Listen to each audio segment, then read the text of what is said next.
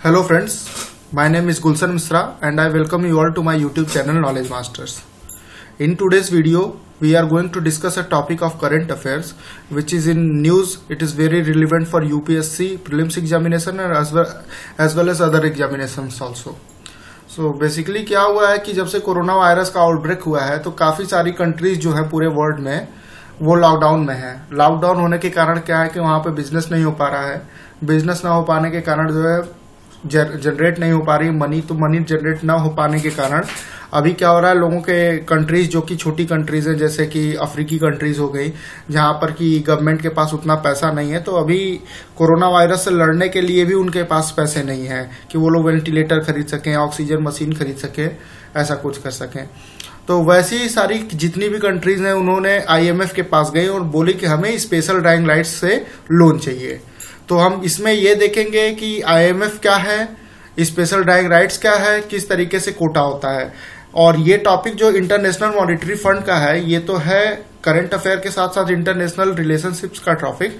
हम उसमें इस संस्था को पूरे डिटेल में देखेंगे कि किस तरीके से इस संस्था का जन्म हुआ, इसका काम क्या है। हमें इसमें करंट अफेयर जानना है कि एक्चुअली ये न्यूज में क्यों है, तो हम उस बेसिस पर देखेंगे, वो उतना डीप डाउन इनसाइड नहीं जाएंगे इसके अंदर।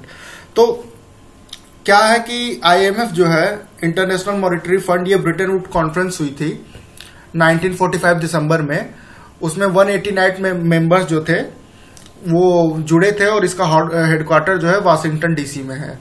तो अभी क्या हुआ कि इंटरनेशनल मॉनेटरी फंड का काम ये होता है, जैसे क्या होता है कि आपकी कंट्री है, आपकी कंट्री जो है वो बिजनेस करती है, दूसरे कंट्रीज के साथ इंटरेक्शन करती है।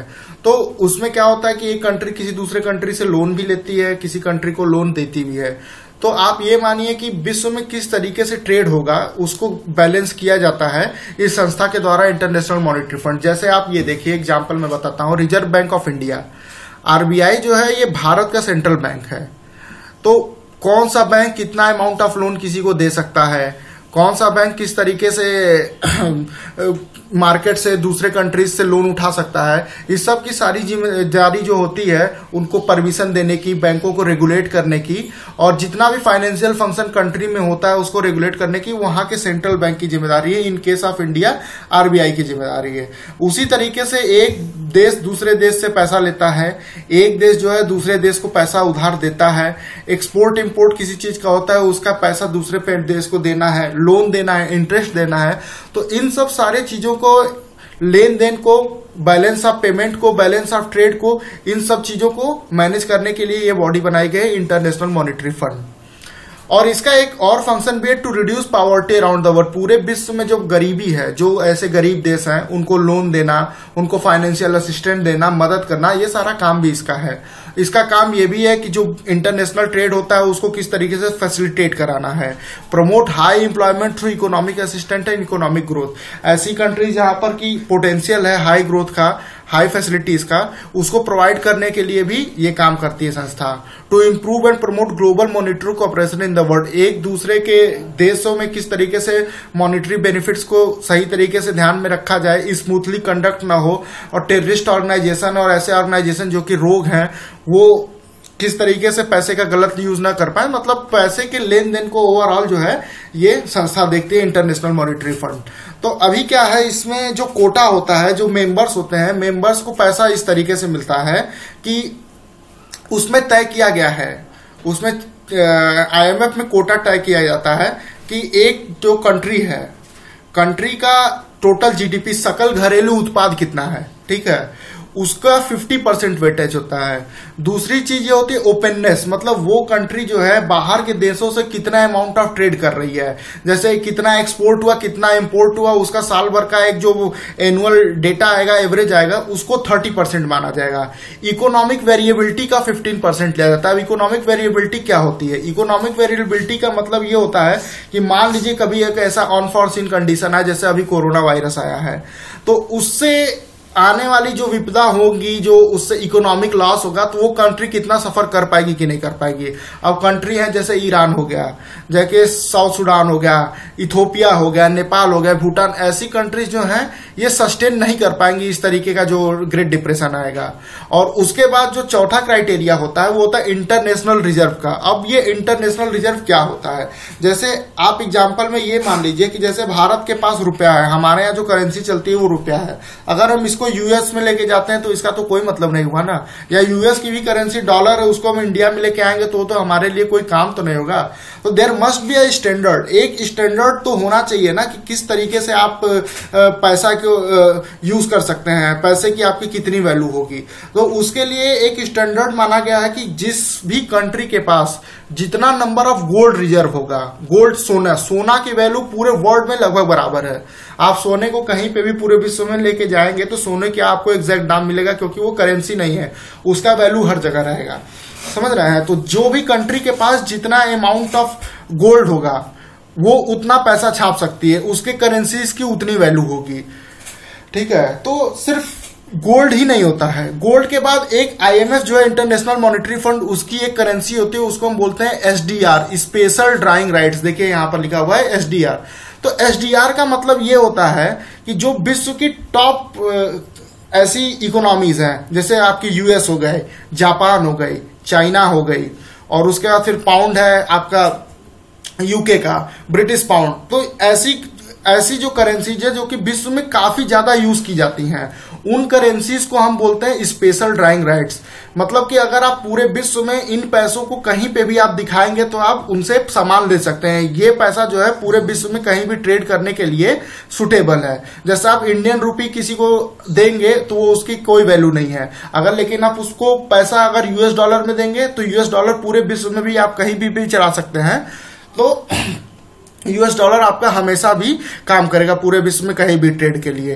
तो अब स्पेशल ड्राइंग राइट्स किस तरीके से बनाया जाता है, एक कंट्री की कितनी जीडीपी है, उसकी जीडीपी के अकॉर्डिंग उसकी ट्रेड पॉलिसीज कितनी है, उसके इकोनॉमिक वेरिएबिलिटी कितनी है, इन सब चीजों पे कैलकुलेट किया जाता है कि कौन से पैसे का सबसे अधिक महत्व है, किसके देश के पैसे का। तो उस हिसाब से अगर देखा जाएगा तो जो यूएस है, यूएसए का है 41.73% पूरे वर्ल्ड की करेंसी के उसमें आता है। फिर आता है यूरो एक करेंसी जो है वो पूरे यूरोप, जो पूरा एक यूरोपियन यूनियन है उसमें 30 से 40 कंट्रीज हैं, उसके अंदर 30.93% आता है। फिर चाइनीज युआन जो कि 2016 में ही अभी उसको इसके अंदर डाला गया है स्पेशल ड्राइंग राइट्स के अंदर, वो 10.92% है। फिर जापानीज येन है, उसके बाद फिर ब्रिटिश का पाउंड स्टर्लिंग है। तो अभी हमने ये जाना कि स्पेशल ड्राइंग राइट्स करेंसीज क्या क्या हैं। अब जैसे क्या होता है कि हमारे देश में जैसे कुछ पैसे का लेन देन हुआ, किसी दूसरे कंट्री से कुछ पैसा किसी को देते हैं, तो हम उसको बोलते हैं फॉरेक्स, फॉरेन एक्सचेंज रिजर्व, जो कि आरबीआई, जो कि सेंट्रल गवर्नमेंट किसी भी देश का होता है, वो रखता है फॉरेक्स रिजर्व। तो फॉरेक्स रिजर्व में क्या क्या आता है, गोल्ड आता है, गोल्ड के बाद फिर क्या है आपका, वो होगा SDR, special drawing rights. Special drawing rights एक तरीके से आप ग्रुप ऑफ करेंसीज है जो कि पूरे विश्व में कहीं भी ट्रेड करने के लिए वेरिएबल है। तो अभी क्या हुआ था कि विश्व के कई सारे ऐसे देश हैं जो कि कोरोना वायरस से लड़ रहे थे, तो उनके लड़ने से ये हुआ कि अभी उनके पास फंड नहीं है कि वो आगे के प्रोसीड कर सकें। लॉकडाउन है, बिजनेस नहीं हो रहे, दूसरे करेंसीज कंट्रीज पैसा नहीं दे रही, करेंसी नहीं दे रही। तो इसमें उन लोगों ने मांग किया कि जो स्पेशल ड्राइंग राइट्स है, स्पेशल ड्राइंग राइट्स हमें दीजिए, आप वो करेंसी हमें दीजिए, क्योंकि हम उस फंड का यूज कर सकें और उस फंड का यूज करने से हम आगे की अपनी स्ट्रेटेजी बना सकें, अपनी लिक्विडिटी इंजेक्ट कर सकें अपने इकोनॉमी में, जिससे हमारी इकोनॉमी दोबारा से रिवाइव करे। लेकिन इंडिया और यूएसए, इन दोनों ने ही इसको कहा कि ये जो लोन मांग रहे हैं ये कंट्रीज, इसको नहीं देना चाहिए, नहीं देना चाहिए। उसका कारण क्या है, इसको हम देखते हैं आगे। तो ये देखिए, ये मैंने बताया ये टोटल मेंबर कंट्रीज है, उनका वोट शेयर किस तरीके से। जैसे यूएस, ये यूएस के पास स्पेशल ड्राइंग राइट्स देखिए इतना 82994.2, जो कि टोटल कोटा शेयर का 17.46% होता है। उसका जापान है, जापान के पास 6.48% कोटा शेयर जो है, चाइना का 6.41 है और जर्मनी का 5.61 है। तो जब यूएस का ये कहना था कि जो विश्व की टॉप 20 कंट्रीज है, जिनको हम G20 के भी नाम से जानते हैं, 90% पैसा उन देशों का है। तो उन देशों का पैसा जो है उनके अभी इकोनॉमी इस तरीके की नहीं है कि वो संभाल नहीं सकती, लेकिन जो विश्व की छोटी छोटी कंट्रीज है, साउथ सूडान हो गए, आपका डेमोक्रेटिक रिपब्लिक ऑफ कांगो हो गई, कांगो बेसिन की कंट्री है, तंजानिया है, और आसियान कंट्रीज में जैसे मलेशिया, थाईलैंड, ये सब कंट्रीज हैं, तो इनके पास अभी उतना पैसा नहीं है। अगर हम इससे स्पेशल ड्राइंग राइट से अगर लोन भी देते हैं उन लोगों को, तो जो वो शेयर है कंट्रीज का, उनके पास वो पैसा जो है उनके पास नहीं जा सकता। तो इससे बेनिफिट क्या होगा, ये ऐसे ही देशों के साथ पास होगा जिनकी जीडीपी अभी सही है, और वो जो देश हैं जो कि छोटे देश हैं उनको कोई बेनिफिट नहीं होगा। अच्छा, तो अब ये क्या है कि मान लीजिए यूएस का एक स्टैंड है कि पैसा नहीं देना चाहिए, लेकिन चाहे तो भी आईएमएफ संस्था इनको लोन दे सकती है, लेकिन उसमें भी एक स्टेक है कि क्यों नहीं दे सकती, क्योंकि अगर आईएमएफ को किसी को भी लोन देना होता है तो टोटल जितने मेंबर हैं आपके, टोटल जितने मेंबर हैं 189 मेंबर्स आईएमएफ के अंदर हैं, उनका 85%, मतलब कि अगर 85% कंट्री अगर तब तक अप्रूव नहीं करती है तब तक आप किसी को लोन नहीं दे सकते। तो अभी आप देखिए कि वोट शेयर यूएस का क्या है, 16.52 है। तो अगर यूएस अकेले वोट नहीं देता है तो 85% जो वोट शेयर है उसमें 100% में से 85% वोट शेयर नहीं हो पाएगा। तो इससे क्या है कि उन कंट्रीज को लोन नहीं दिया जा सकता। अभी G20 की वर्चुअल जो मीटिंग हुई थी उसमें क्या होता है कि जैसे एक देश दूसरे देश को लोन भी देता है, जैसे चाइना ने पाकिस्तान को लोन दिया हुआ है, यूएस ने इंडिया को लोन दिया हुआ है, और एक दूसरे को कंट्रीज लोन देती रहती हैं। तो लोन देने पे कुछ अमाउंट ऑफ इंटरेस्ट भी वो लोग लेती है। तो इस बार जब G20 मीटिंग हुई तो इसमें जो देशों थे, समृद्ध देश थे, उन्होंने बोला है कि ये जो एनुअल ईयर है 2020 टू 21, इसका जो इंटरेस्ट रेट है वो छोटी कंट्रीज, जो डेवलपिंग कंट्रीज हैं, उनको नहीं देना है। ठीक है, उसका इंटरेस्ट रेट नहीं देता है, और वो पैसा जो इंटरेस्ट रेट का उनको देना होता है वो पैसा वो कोविड-19 के लिए जो काम कर रहे हैं अपने देश में उसके लिए किया जा सकता है। अभी आप ये देखिए, मैंने बताया था कि एसडीआर क्या है। एसडीआर का मतलब है ये इंटरनेशनल रिजर्व एसेट जो है created by IMF in 1969 to supplement it member countries official reserve. The value of SDR based on 5 basket currency, US dollar, euro, Chinese renminbi, Japanese yen, British pound sterling. इसका role क्या क्या होगा, SDR reserve as a unit of account of IMF and some other international organisation. SDR can be exchange for this currencies.